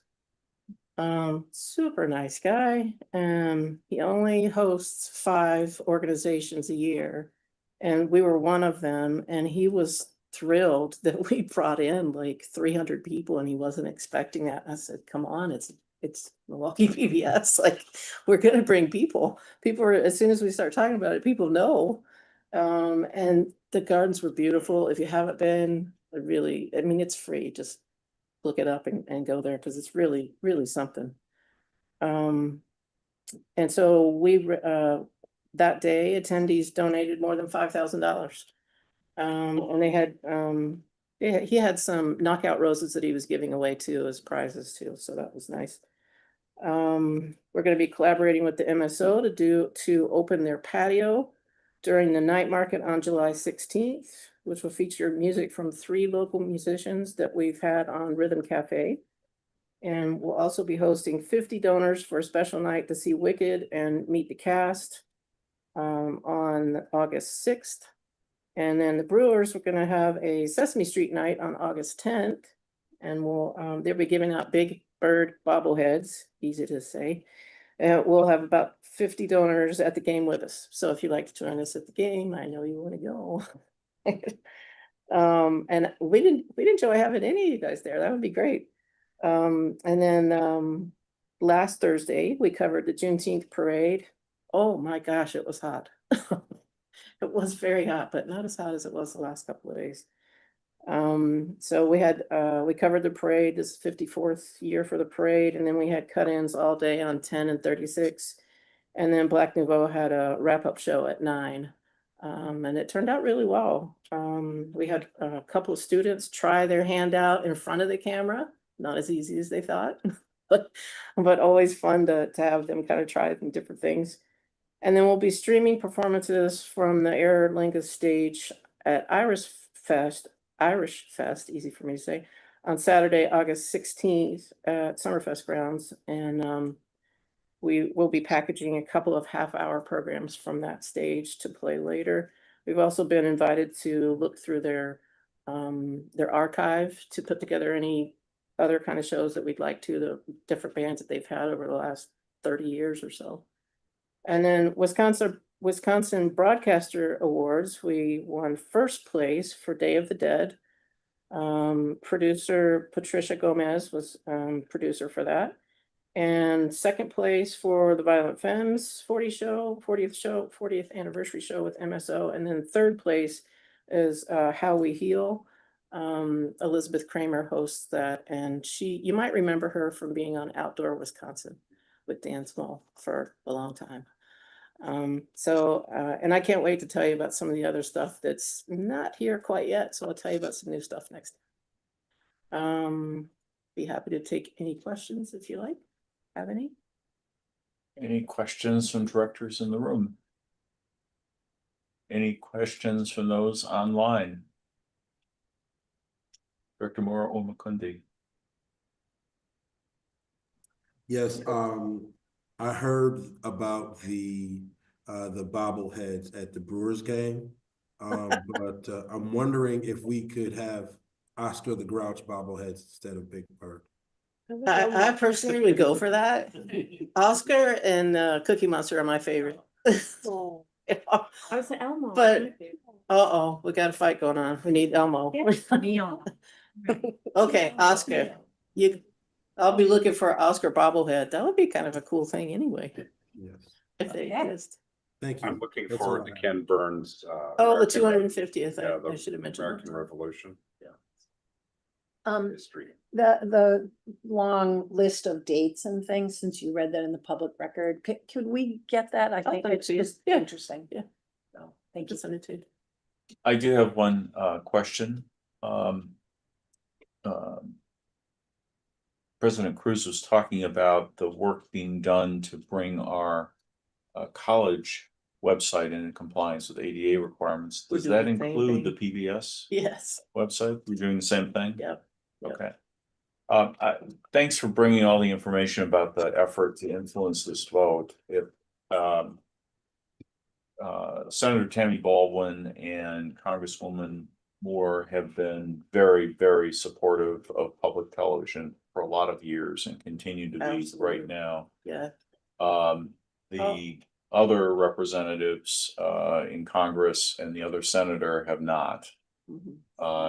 And so, if you are so inclined, the people who need to hear the phone calls, are those. My own experience is that they're not clearing their voicemail, so you may not be able to leave a message.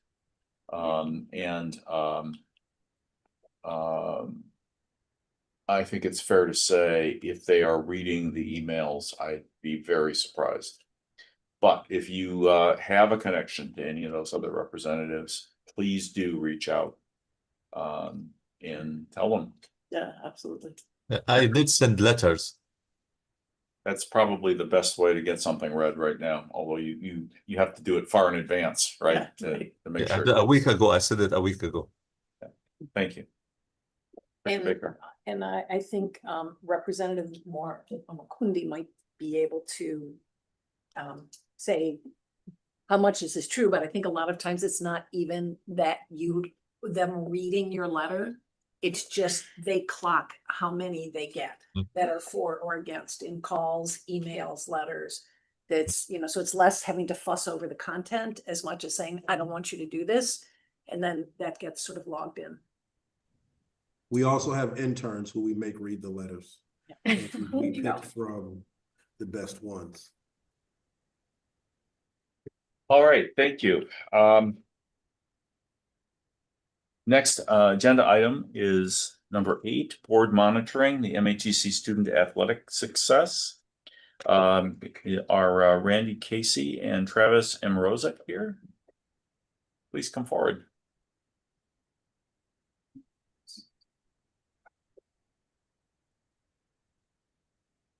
Thank you, Mr. Chair and Board, for having us here today.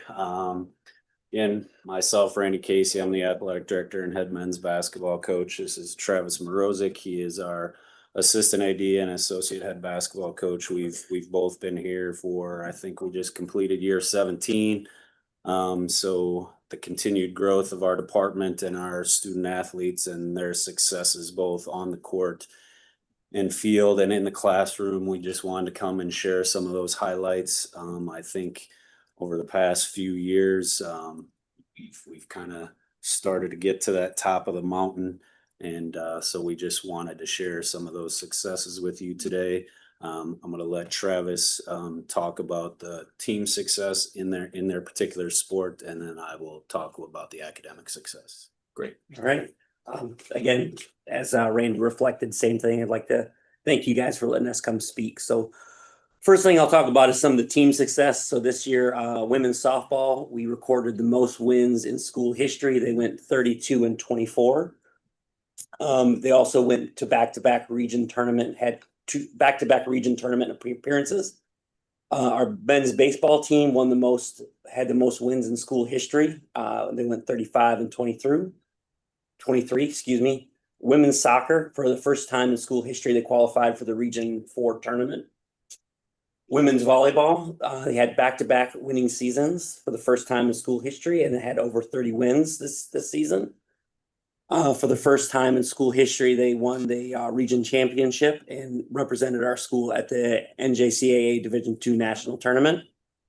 And our head coach, Shel Delisle, was named Region 4 Coach of the Year. And then last men's basketball won its 6th straight district championship and earning a trip to the national tournament for the 6th time, essentially in a row. And then one thing we don't have there, the gentleman next to me won district and region coach of the year for the sixth time in the last 7 years and 7 times overall.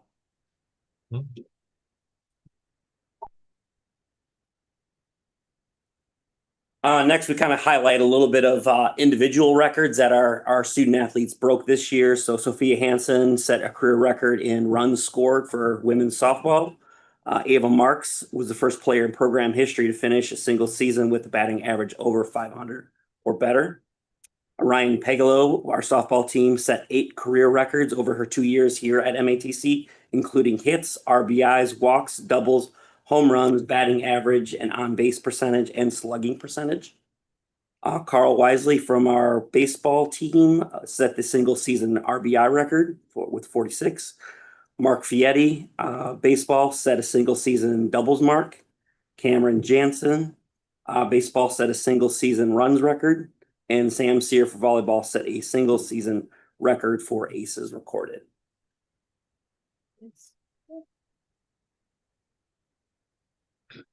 Busy. Now I think the biggest, most important part to us, right, is the whole student athlete, right? Student first, and what our student athletes have been able to do in the classroom, and the things we've put into place as a department have started to show their success. So we talked about softball and some of the great things they did this past season. In 2023, we did not have a softball season due to academics, where we lost players to eligibility at semester, so we were not able to field a team. So with some of those, we put in some, things into place for mandatory study halls for each of our teams. We left that up to the coaches. We've seen success out of that. We've now even upped that more, like we mandate how many hours per week our student athletes have to have study hall, which is run by our coaches.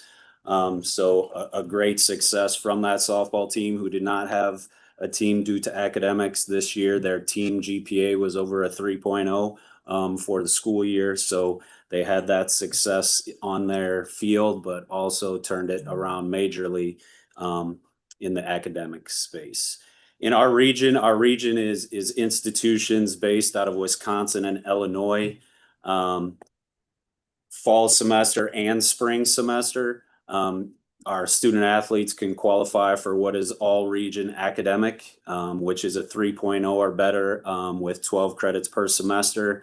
As you can see in both 23-24 and 24-25, over 50% of our athletes that are competing are receiving that award of all region each semester, which is a great accomplishment to not only do it in their particular sport, which the hours it takes in that sport, but also showing it in the classroom. On the next slide, the National Junior College Athletic Association also has awards. Their awards are based for the year, so that's 24 credits minimum. As you can see, third team is a 3.6 up to a 3.8. Second team is a 3.8 up to a 3.99. And then first team is a 4.0. 23-24, we had 31 athletes hit the minimum of 3.6 or higher. And in 24-25, we upped that to 34. So we continue to stress the importance of academics, and that continues to show. On the next slide, in comparison to a lot of graphs here, this is a report from our institution has to report information to the IPEDS, which this is information from that report. It's persistence and retention. Persistence, fall to spring, retention, fall to fall. On the left side is athletes. On the right side is general students, and this information is for first-time degree-seeking students. So first-time college students going, and enrolling in college. So we're focusing on the last two graphs on each graph there on the left and right. So for the last couple years, you can see that athletes are 20% higher in the persistence, about 22% on average percentage points higher than the general students, and the retention is on average 15 points higher.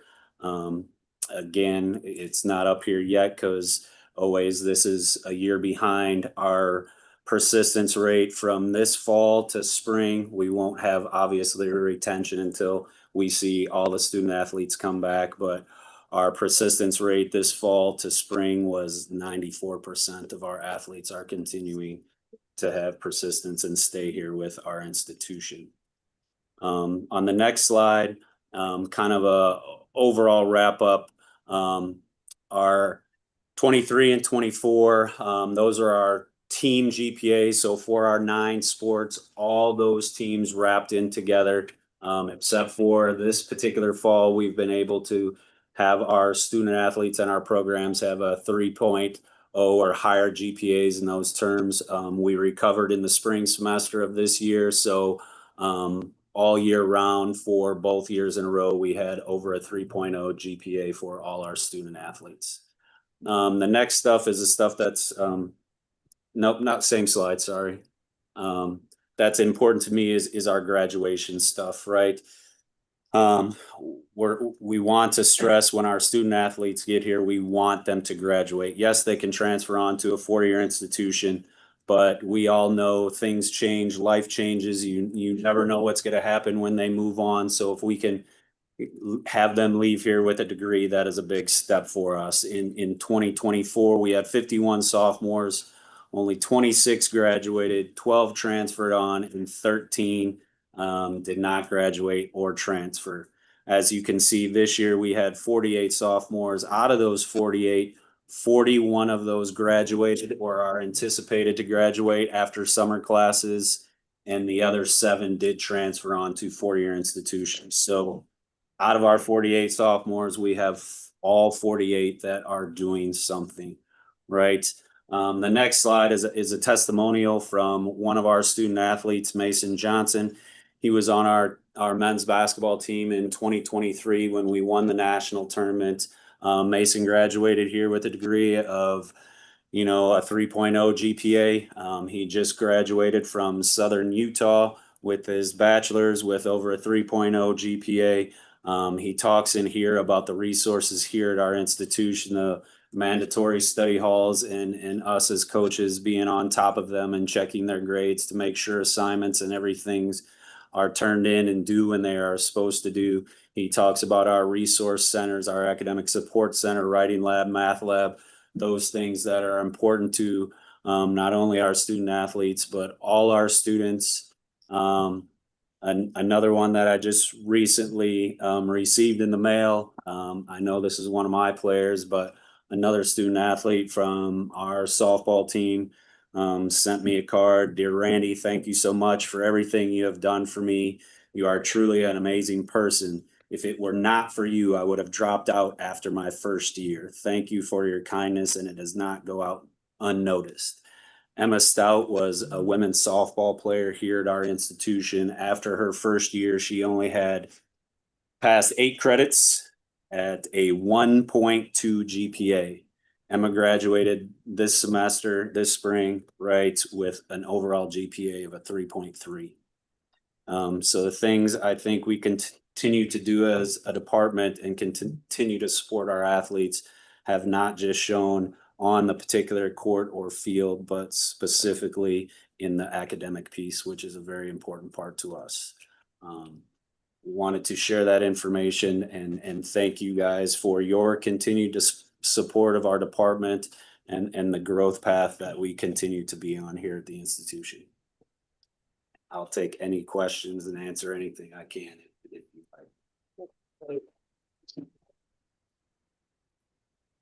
Yes. I just want to make a comment. I want to thank Coach Randy and Coach Travis and all the other coaches as well for everything that they do and the dedication they have to our student athletes. And I have to say that this is truly an investment in these individuals, our student athletes. Not only are they getting obviously the experience they're getting on the court and on the field, and the camaraderie and the teamwork that they're building that they're going to carry on for the rest of their lives. But in addition to that, they're learning, they're doing well in the classroom, they're getting the credentials that they need to also be successful in life. So I want to thank both of you and the coaching staff and obviously all the student athletes for everything you bring, because I think it also adds to the student experience, not just for those individuals that are participating as student athletes, but our students in general that can go to the games, go to the matches, and really take advantage of that. So thank you. Thank you. Anyone else? Wow. Thank you. Thank you for your time. Appreciate it. Thank you.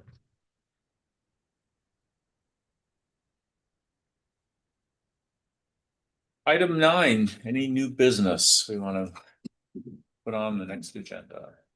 Baker. Yeah, I know it's kind of, we're talking about our August meeting, but I would like to know about the part-time compensation issues that were raised in our public comments. So if HR can like give us some kind of report on that and what, what was going on there.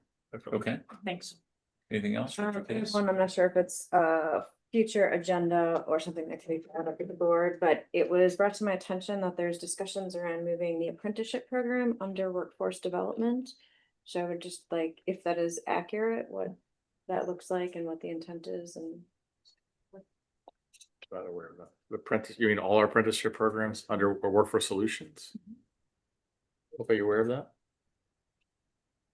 Well, somehow the Department of Workforce Development thinks that's what you guys are doing, so that's where the call came from, but Okay. yeah, that's why I'm bringing it up. If that's rumor, then great. If there's We'll something, then. Definitely look into it, but Yeah. we're not aware of that. Okay. But we will look into why they're saying that. I understand that you've heard it from them, so yeah, but Appreciate it, thank Yeah. you, yeah. yeah, sure. Anything from the directors online, new business? No. All right, again, a reminder, we will be in this room on July 14th at 4 p.m. for the annual board organizational meeting where we will elect officers for the next week. I'm also going to put on the agenda, which the new board chair will have to enforce, that we're going to talk about ideas for retreats for the year. I suggest you send them in earlier and then we can distribute whatever those ideas are. Next on our agenda is a closed session. Do we have a motion to go into closed session? I have such a motion. I move that the district board convene into closed session pursuant to section 19.851C and E of the Wisconsin statutes to discuss item 11A, president's contract and compensation. The board may reconvene into open session to take action on matters discussed in closed session under item 11A if necessary. Is there a second? Second. Thank you. Do we need a roll call vote for this? We have a motion from Director Case, a second from Director Baker. Any discussion before we take the vote? All right, would you please call the roll? Director Moore McClinday. Aye. Director Najib, Aye. Director Owen Moore, Excused. Director Pence, Aye. Director Baker, Aye. Director Burris, Director Case. Aye.